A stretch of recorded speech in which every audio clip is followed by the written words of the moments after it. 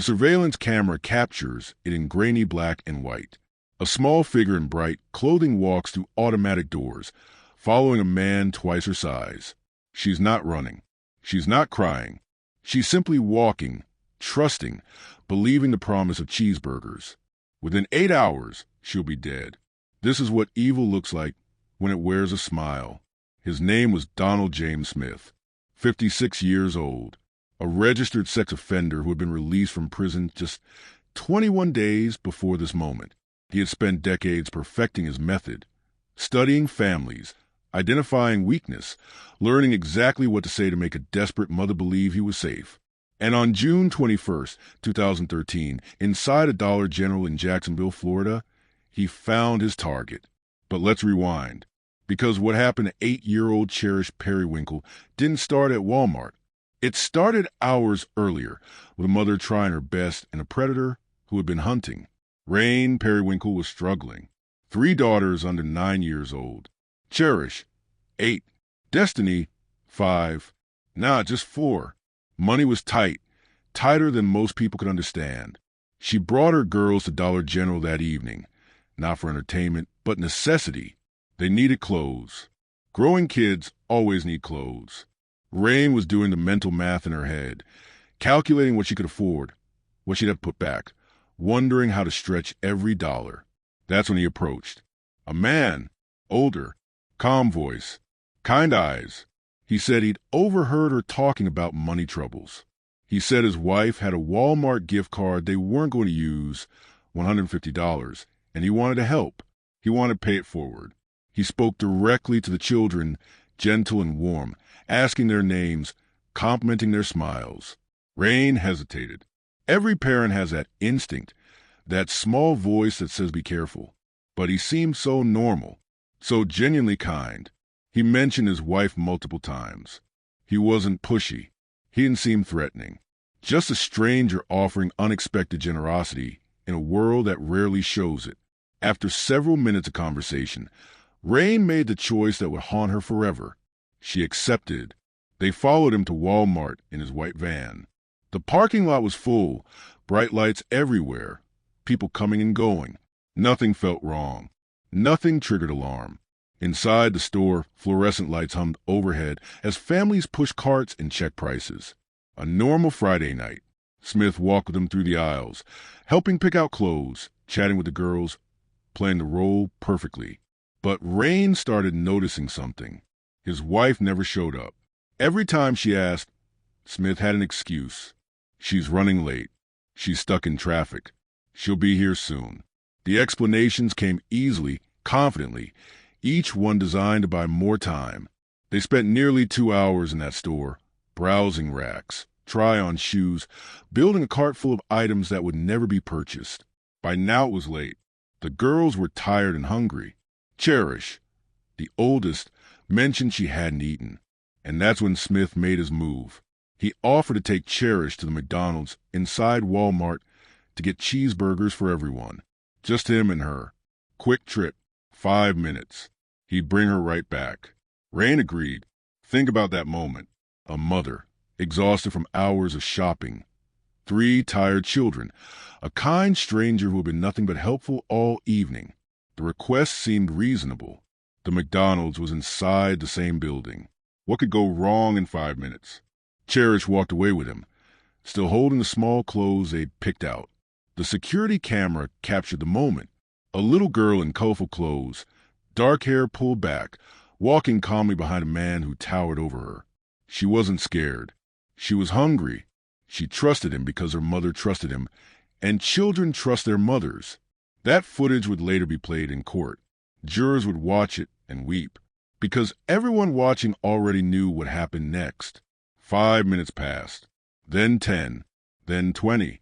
Rain started looking around, scanning the McDonald's area, expecting to see them in line, but the counter was empty.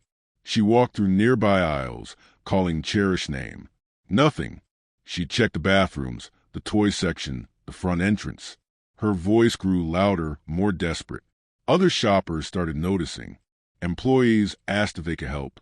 And then the terrible realization crashed over her like a wave. Cherish wasn't lost. She was gone. Taken. Rain ran to the front desk, screaming for help. Her hands shook as she dialed 911. The operator answered the sound of a mother's world ending in real time, her voice breaking as she tried to explain that a stranger had just walked out of Walmart with her 8-year-old daughter. Within minutes, Jacksonville police flooded the parking lot. Patrol cars, lights flashing, officers spreading out in every direction. They pulled surveillance footage immediately. Frame by frame, they watched Smith and Cherish exit together, walk across the parking lot, and climb into a white Dodge van. The timestamp read 11:47 p.m. An Amber Alert blasted across the state. Every officer on duty mobilized. They had a description of the van, a description of Smith, and a photograph of Cherish in the purple dress she'd been wearing. Helicopters lifted off. K-9 units deployed. Multiple counties coordinated search efforts. Detectives ran Smith's name through the system, and what they found made their blood run cold. Donald James Smith wasn't just any man. He was a predator with a decades-long history of crimes against children. Arrests dating back to the 1970s. Attempted abductions. Sexual offenses involving minors. Impersonating authority figures to lure kids.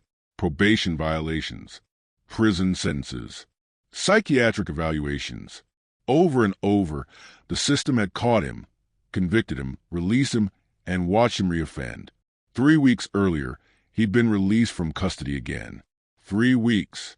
And now a child was missing. The search intensified through the night. Officers drove through neighborhoods, checked gas stations, reviewed footage from traffic cameras. Tips poured into the hotline. Someone reported seeing a white van near a church off Broward Road. Units rushed to the location. Dawn broke over Jacksonville. The sun rose on a city holding its breath. Search teams moved through the wooded area behind the church, a quiet place with shallow creeks and thick brush.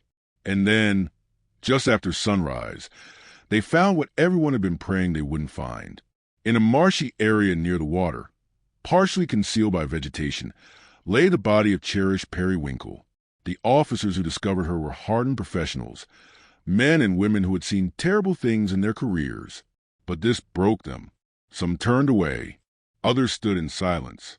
The crime scene was secured, but the damage was already done. Cherish was gone. Forensic teams documented everything with meticulous care. Every footprint, every fiber, every trace of evidence that would later build an airtight case. The medical examiner arrived. Photographers worked with tears in their eyes. This wasn't just another case. This was a child, someone's daughter, someone's sister. Word spread quickly through command.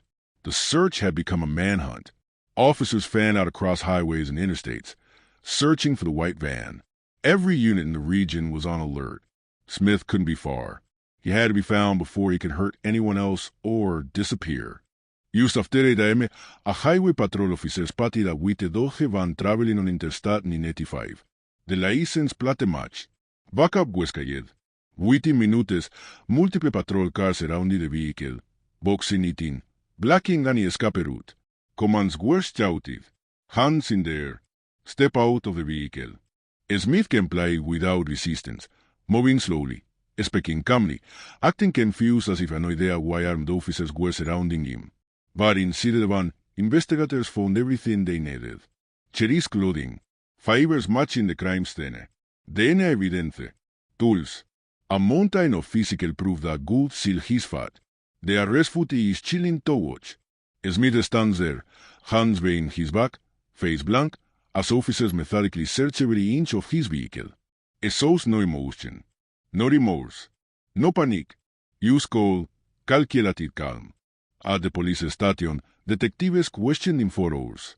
Smith deflected every question, denied involvement, attempted to create alternative explanations. But the evidence didn't need his confession. It spoke for itself. When Rain was told her daughter had been found, her scream echoed through the entire building. Officers who heard it later said they'd never forget that sound, the raw anguish of a mother learning the worst news a parent can receive. But who was Cherish before the soy became a headline? Before the news tracks and the trial and the nationwide outrage, who was this little girl? Cherish Marie Perrywinkle was born on Christmas Eve, 2004. Her mother named her Cherish because that's exactly what I was, a gift, a blessing. She grew up in a household that struggled financially but never lacked love. Her mother worked hard to provide. Her sisters adored her. Those who knew Cherish described her as gentle and thoughtful beyond her years. She wasn't the loudest kid in the room, but she was one of the sweetest. So I loved pink and purple, loved dolls and drawing, loved watching cartoons curled up with her younger sisters. At school, teachers said she was polite and eager to learn, the kind of student who always tried her best. Cherish took her role as big sister seriously. So el pedestrian na tiete sauce, pick out clothes, fix their hair. In family photos, she's always with her arms around them, protective and proud. So I dreamed of becoming a fashion designer one day, sketching outfits on scraps of paper and showing them to her mom with shy excitement. So I had big brown eyes and spoke softly, like she was always afraid of interrupting someone. Her mother said Cherish had a quiet maturity about her, and awareness that life was hard sometimes, even if I didn't fully understand why. But she was still used to chill. A little girl who wanted clothes that fit. A little girl who was excited about a simple trip to Walmart. A little girl who trusted adults because children are supposed to trust adults. That trust was the weapon Smith used against her. The trial began in 2018, 5 years after Cherish's death. The evidence was overwhelming, the testimony devastating. Prosecutors presented surveillance footage, forensic analysis, witness statements, and expert testimony that painted a complete picture of what had happened. Rain took the stand. Her testimony was so emotional that the hood cayed multiple recesses. Jurors cried openly. Court reporters wiped tears from their eyes. Rain described the man who approached her in Dollar General. How can they seem? How normal? So I described the moment Cherish was gone, the panic, the guilt. So I described learning her daughter was dead. The defense tried to argue mental illness, tried to challenge procedures, tried everything they could to create reasonable doubt. But the facts were too strong. The evidence too clear. After deliberation, the jury returned with guilty verdicts on all counts. Kidnapping, sexual battery of a child under 12, first-degree murder. The penalty fast followed. Prosecutors argued for the act. The defense begged for life imprisonment. The jury recommended the act. In 2018, the judge sentenced Donald James Smith to death row, telling him he had inflicted pure evil upon an innocent child. The courtroom sat in heavy silence. Not shock, relief, but relief tinged with the knowledge that no verdict, no sentence, no justice could bring Cherish back. Her family was destroyed. Rain struggled with guilt that was the hers to carry. Destiny and Na grew up without a big sister, carrying memories of the last night they saw her. The community mourned that children never knew what felt connected to any way. But something else emerged from the tragedy. Conversations about how the system failed. Questions about why a repeat sex offender was walking free. Demands for stronger sentencing laws, better monitoring of high-risk offenders, more protection for vulnerable children. Cherish case became a catalyst for change. Her name became a rallying cry for child safety advocates. Her story, as painful as it is, serves as a reminder of what happens when society fails to protect its most innocent. Donald Smith sits on the death row today. Appeals continue, but his guilt is not in question. The evidence was too strong. The crime too clear. Cherish Perrywinkle has spoken publicly about her experience, not for attention, but to warn other parents. She wants them to know that predators don't look like monsters. They look normal. They sound kin. They exploit desperation and trust. And they repatriate, waiting for the exact moment when a parent's guard drops. The surveillance footage of Cherish walking through those automatic doors still exists. It's been shown in courtrooms, in documentaries, in news specials. Every time someone watches it, they're seeing the last moments of a child's life, a little girl who believed Soy was getting cheeseburgers, who had no idea what was about to happen. 8 years old. A Christmas baby named Cherish. A girl who loved purple and pink, who dreamed of designing clothes, who took care of her little sisters. Gone in 5 minutes because a predator wore a smile and a mother madre a choice that ani fuese mit ave madre. That's the horror of it. Cherish Perrywinkle wasn't a bad mother. She was a struggling mother trying to provide for her children. Smith saw that vulnerability and exploited it with surgical precision. He'd done it before. Edeve code before. Edeve release before. And they did it again. The system filed Cherish Salon before that night at Walmart. It filed her every time Smith was released despite his history. It filed her when warning signs were ignored, when sentences were shortened, when monitoring lapsed. The justice system eventually caught up to him, but by then it was too late. Cherish Perrywinkle's name is now forever linked to conversations about child safety, sex offender registries, sentencing reform, and the responsibility we all share to protect children. Her short life ended in an inimaginable tragedy, but her memory pushes us to demand better, to stay vigilant, to never assume that kindness equals safety, because the monster who took her didn't look like a monster. It looked like a helpful stranger. And that's the lesson that calls Savia not a child's life.